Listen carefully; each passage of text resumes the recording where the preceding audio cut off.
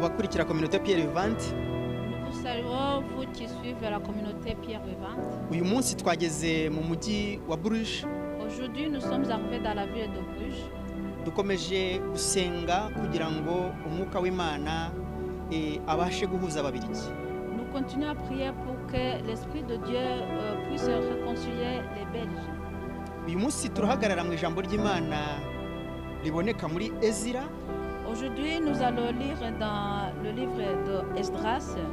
Mu gice cya 8 ku murongo 21 kugeza 23. Chapitre 8, verset 21 jusqu'à 23. Lisons dans le nom de Jésus. Là, près du fleuve d'Arava, j'ai proclamé un jeûne d'humiliation devant notre Dieu, en fait de lui demander un heureux voyage pour nous, pour nos enfants et pour tous nos biens.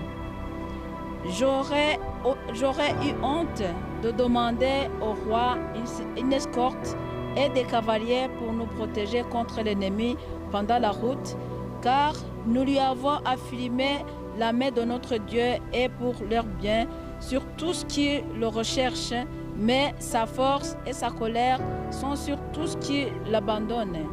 C'est pour cela que nous avons jeûné et invoqué notre Dieu, et il a accueilli favorablement notre prière. Amen.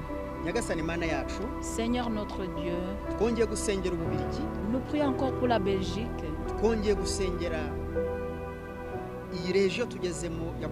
Nous prions pour cette région de Bruges que nous sommes arrivés. Manifeste ta puissance et ta protection dans ce pays. Éclaire les cœurs des Belges dans le nom de Jésus-Christ. Pour qu'ils puissent travailler ensemble tout en ayant un même amour. Je prie pour que tu détruises la division qui se trouve dans ce pays. Amène l'unité et l'amour dans ce pays. Je prie pour 4 coins de son pays. Dans toute la population qui habite ce pays.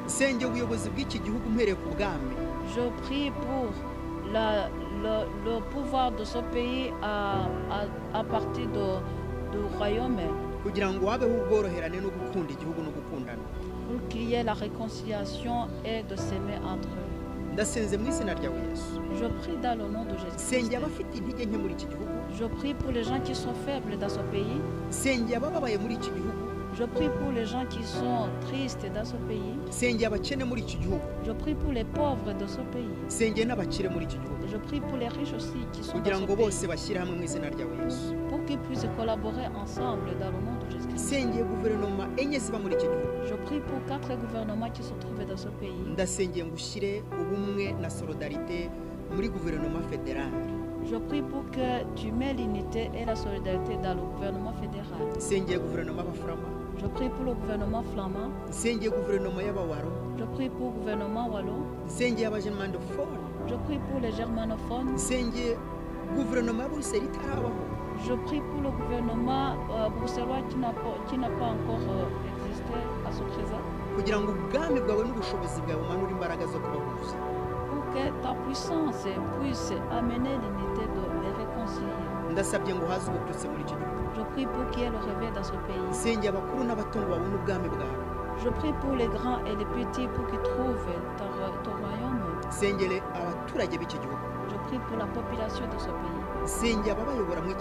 Je prie pour les dirigeants de ce pays. Je prie pour les évangélistes de ce pays. Pour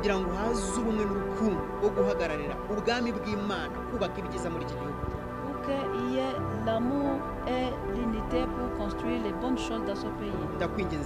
Je t'en supplie, Seigneur. Ce pays, il y a les personnes qui te croient et qui ne te croient pas.